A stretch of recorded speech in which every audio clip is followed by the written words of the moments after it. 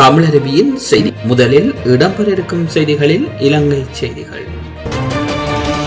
குருநாகல் மாவட்டத்தில் மொத்தம் 2452 குடும்பங்கள் சுய தனிமைப்படுத்தப்பட்டுள்ளதாக மாவட்ட செயலாளர் தெரிவித்துள்ளார். இவ்வாறு தனிமைப்படுத்தப்பட்ட குடும்பங்களுக்கு 10,000 ரூபாய் பெறுமதியான அத்தியாவசிய பொருட்கள் அடங்கிய பொதிகளை விநியோகிக்கவும் நடவடிக்கை எடுக்கப்பட்டு வருவதாகவும் அவர் தெரிவித்துள்ளார். குருநாகல் நகராட்சி எல்லையிலும் குலியாப்பட்டியா போலீஸ் பிரிவிலும் தனிமைப்படுத்தப்பட்டு ஊரடங்கு உத்தரவு பிறப்பிக்கப்பட்டுள்ளது. மேலும் கிரியுல்லா பகுதியும் தனிமைப்படுத்தப்பட்டுள்ளது. தற்போது நாடு முழுவதிலும் 63,600க்கும் மேற்பட்ட நபர்கள் சுய தனிமைப்படுத்தப்பட்டுள்ளமை குறிப்பிடத்தக்கது.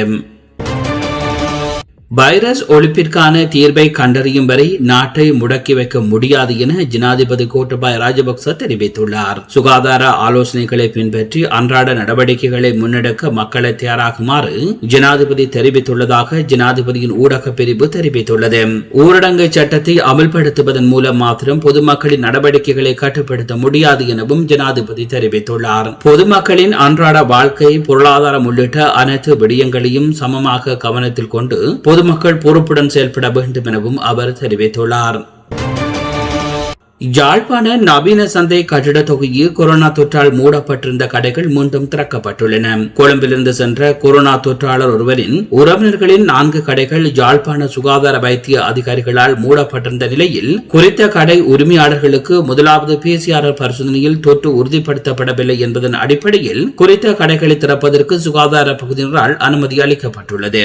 அதன் அடிப்படையில் குறித்த கடைகள் அனைத்தும் கிருமி தொற்று நீக்கம் செய்யப்பட்டு திறந்து வைக்கப்பட்டது.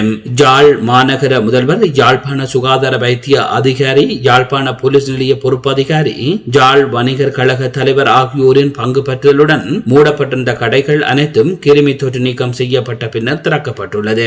குறித்த கடைகளில் பணியாற்றுபவர்களுக்கு விழிப்புணர்வு செயல்பாடுகளும் முன்னெடுக்கப்பட்டமை குறிப்பிடத்தக்கது. சுகாதார அமைச்சினால் வெளியிடப்பட்டுள்ள சுகாதார நடைமுறைகளை பின்பற்றாதவர்களை கண்டறிய மட்டக்களப்பு நகரில் இராணுவத்தினரும் போலீசாரும் பல முக்கிய இடங்களில் சோதனை நடவடிக்கைகளை ஆரம்பித்துள்ளனர். முகக்கவசம் அணியாத பலர் இந்த நடவடிக்கையின் போது பிடிக்கப்பட்டு அவர்களது முழு தகவல்களும் போலீசாரினால் திரட்டப்பட்டுள்ளன. பல இடங்களில் போலீசார் வாகனங்களையும் சோதனையிட்டு வருகின்றனர். மட்டக்களப்பு மாவட்டத்தில் கொரோனா தொற்றாளர்கள் நாளாந்தம் இனம் காணப்பட்டு வருவதை அடுத்து சுகாதார பாதுகாப்பு நடவடிக்கைகள் கடுமையாக்கப்பட்டுள்ளன. போதைப் பொருள் குற்றச்சாட்டுக்காக இலங்கையில் சிறை தண்டனை விதிக்கப்பட்ட 43 பாகிஸ்தான் நாட்டைச் சேர்ந்த கைதிகள் சிறப்பு விமானம் மூலமாக பண்டார்நாயக்க சர்வதேச விமான நிலையத்திலிருந்து இஸ்லாமாபாத்திற்கு நாடு கடத்தப்பட்டுள்ளதாக விமான நிலைய அதிகாரிகள் தெரிவித்துள்ளனர். இலங்கை மேல் நீதிமன்றத்தின் உத்தரவின் கீழ் 10 முதல் 15 ஆண்டுகள் வரை சிறை தண்டனை விதிக்கப்பட்ட கைதிகளே இவ்வாறு பாகிஸ்தானுக்கு நாடு கடத்தப்பட்டுள்ளனர். பாகிஸ்தான் அழைத்துச் செல்லப்படும் இவர்கள் அந்த நாட்டு நீதிமன்றத்தின் உத்தரவின் கீழ் மீண்டும் பாகிஸ்தான் சிறைச்சாலையில் அடைக்கப்படுவார்கள் என்றும் கூறப்படுகிறது. பாகிஸ்தானின் 86 பாதுகாப்பு படையினரின் உதவியுடன் இவர்கள் கட்டுநாயக்கா விமான நிலையத்திலிருந்து இஸ்லாமாபாத் நோக்கி புறப்பட்டுள்ளனர்.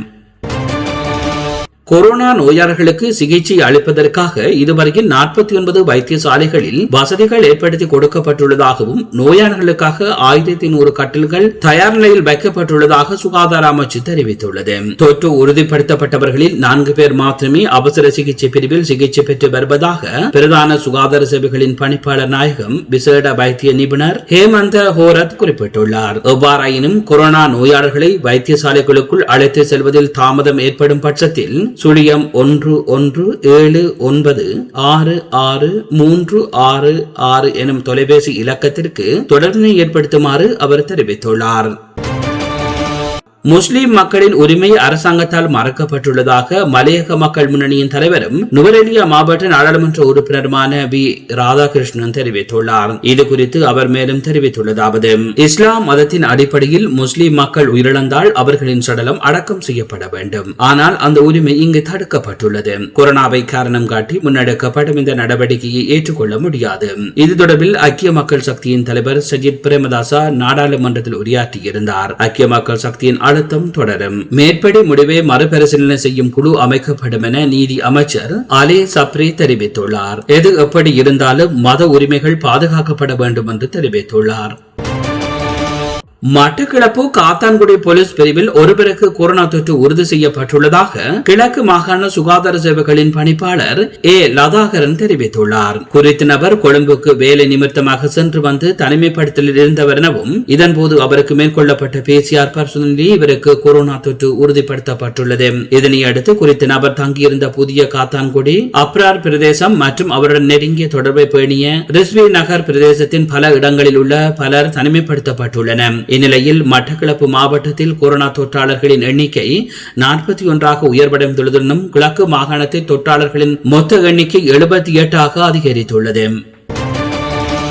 நாட்டில் மேலும் 274 பேருக்கு கொரோனா தொற்று உறுதி செய்யப்பட்டுள்ளதாக அரசாங்க தகவல் திணைக்களம் தெரிவித்துள்ளது. இதன் மூலம் நாட்டில் கொரோனா தொற்றுக்குள்ளானோரின் மொத்த எண்ணிக்கை 12,018 உயர்வடைந்துள்ளதுடன் கொரோனா தொற்றுக்குள்ளாகி குணமடைந்தோரின் மொத்த எண்ணிக்கை 5,858 அதிகரித்துள்ளது.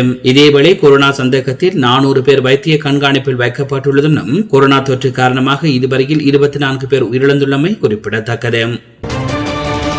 அரசியல் கைதிகள் தொடர்பான அரசாங்கத்தின் முடிவு என்னவென நீதி அமைச்சர் அலி சப்ரியிடம் பாராளுமன்ற உறுப்பினர் கலாநிதி சுரேன் ராகவன் கேட்டுக் கொண்டுள்ளார். அரசியல் கைதிகளாக எத்தனை பேர் உள்ளன எனவும் அவர்கள் தொடர்பில் அரசாங்கம் என்ன நடவடிக்கை மேற்கொள்ள உள்ளது எனவும் தெளிவுபடுத்துமாறு அவர் நீதி அமைச்சரிடம் கோரிக்கை விடுத்துள்ளார். இது தொடர்பான முழுமையான விளக்கத்தை எதிர்வரும் சர்வதேச நீதி தினத்திற்கு முன்னர் அறிவிக்குமாறு தேவை ஏற்படின் இது தொடர்பிலான பாராளுமன்ற விவாதம் ஒன்றை ஒழுங்கு செய்யுமாறும் அவர் நீதி அமைச்சர் அலி சப்ரியிடம் கேட்டுக் கொண்டுள்ளதாக அவரது ஊடக பிரிவு தெரிவித்துள்ளது.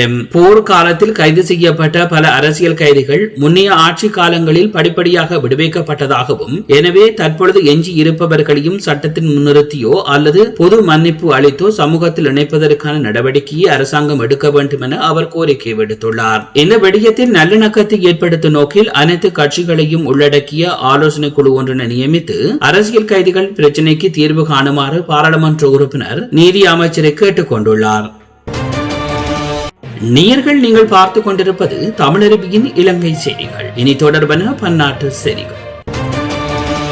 அமெரிக்க அதிபர் தேர்தல் வாக்கு எண்ணிக்கையில் அதிபர் ட்ரம்ப் ஜனநாயக கட்சி வேட்பாளர் ஜோ பைடன் ஆகியோரிடையே கடும் போட்டி நிலவுகிறது. அமெரிக்க அதிபர் பதவிக்கு நேற்று முன்தினம் நடைபெற்ற தேர்தலில் வாக்குகள் எண்ணப்பட்டு அதன் விவரங்கள் படிப்படியாக வெளியாகி வருகின்றன. இதுவரையில் எண்ணப்பட்ட வாக்குகளின்படி அதிபர் ட்ரம்ப் நெப்ராஸ்கா, லூசியானா, வடக்கு டகோடா, தெற்கு Dakota, Wyoming, Indiana, Arkansas, Kansas, Missouri, Idaho, Utah, Ohio, Florida, Texas, Iowa, Montana ஆகிய மாகாணங்களில் ட்ரம்ப் வெற்றி பெற்றுள்ளதாக தகவல்கள் தெரிவிக்கின்றன.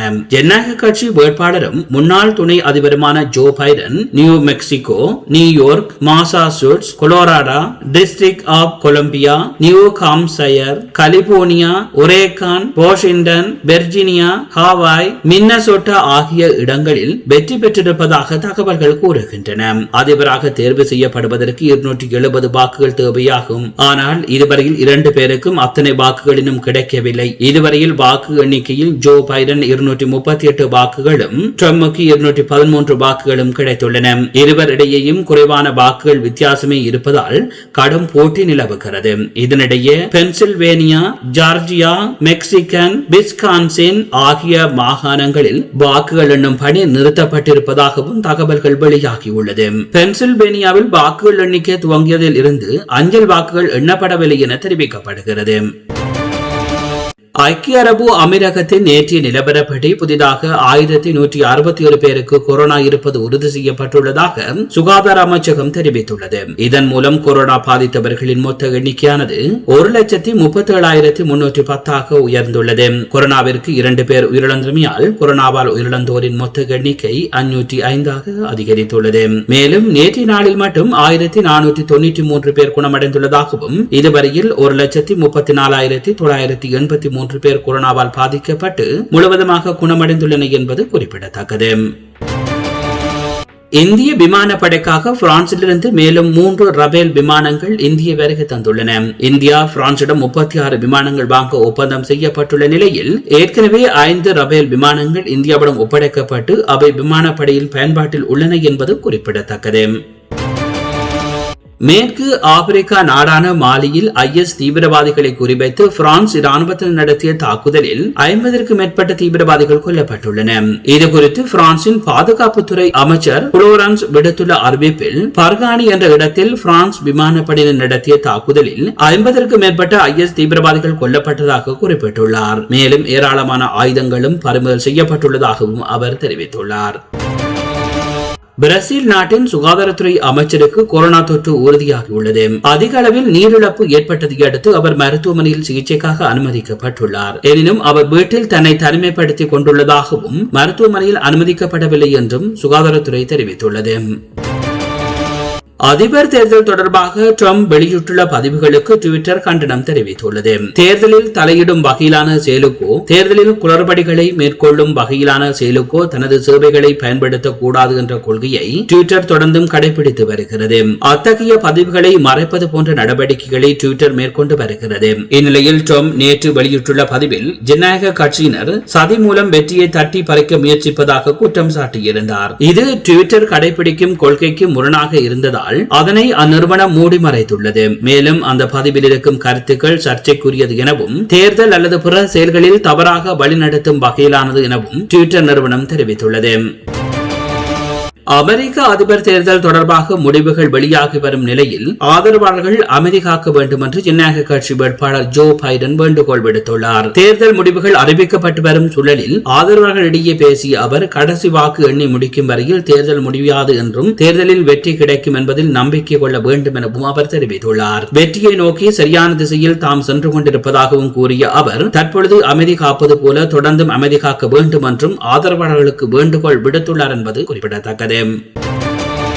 துருக்கியில் நிலநடுக்கத்தால் உயிரிழந்தோரின் எண்ணிக்கை 115 உயர்ந்துள்ளது. கடந்த 30ஆம் தேதி ஏஜியன் கடற்பகுதியை மையமாக கொண்டு ரிக்டர் அளவுகோலில் 7 பதிவான நிலநடுக்கத்தால் இஸ்மீர் நகரில் அடுக்குமாடி கட்டிடங்கள் பல இடிந்து விழுந்தன. இந்த இடிபாடுகளில் சிக்கியவர்களை தேடும் பணி தொடர்ந்து நடைபெற்று வரும் நிலையில் தற்பொழுது உயிரிழந்தோரின் எண்ணிக்கை 115 உயர்ந்துள்ளது.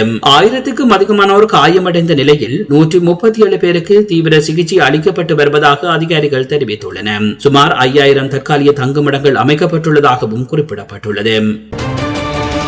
அமெரிக்க அதிபர் தேர்தலில் யார் வெற்றி பெற்றாலும் அவர்களுடன் இணைந்து செயலாற்ற தயாராக இருப்பதாக பிரித்தானியா வெளியுறவுத்துறை அமைச்சர் டொமினிக் ராப் கூறியுள்ளார். இதுகுறித்து லண்டனில் செய்தியாளர்களிடம் பேசிய அவர், அமெரிக்க அதிபர் தேர்தலில் எதிர்பார்த்ததை விட போட்டி கடுமையாக உள்ளதாகவும் அதிபர் பதவியில் அமர்வது யார் என்பது இழுபறியில் உள்ள நிலையில் முடிவுகள் முழுமையாக அறிவிக்கப்படும் வரையில் காத்திருப்பதே சிறந்தது என்றும் கூறினார். அமெரிக்கா தேர்தல் முறை மீது தமக்கு நம்பிக்கை உள்ளதாகவும் முழுமையான முடிவுகள் வரும் வரை காத்திருக்கப் போவதாகவும் அவர் குறிப்பிட்டார். அதிபர் யார் பதவி ஏற்றாலும் அவருடன் இணைந்து பணியாற்ற காத்திருப்பதாகவும் அவர் மேலும் தெரிவித்துள்ளார். உலகம் முழுவதிலும் தற்போதைய நிலவரப்படி 4.78 கோடி பேருக்கு அதிகமாக கொரோனா வைரஸ் தொற்று உறுதி செய்யப்பட்டுள்ளது. கொரோனா பாதிப்பிலிருந்து இதுவரையில் 3.43 கோடிக்கு அதிகமானோர் குணமடைந்துள்ளனர். மேலும் வைரஸ் தாக்குதலுக்கு இதுவரையில் 12,19,000 மேற்பட்டோர் உயிரிழந்துள்ளனர். வைரஸ் பரப்பியவர்களில் 12.27 லட்சத்திற்கும் அதிகமானோர் சிகிச்சை பெற்று வருகின்றனர். சிகிச்சை பெறுபவர்களில் 88,000 மேற்பட்டோரின் நிலைமை கவலைக்கிடமாக உள்ளமை குறிப்பிடத்தக்கது.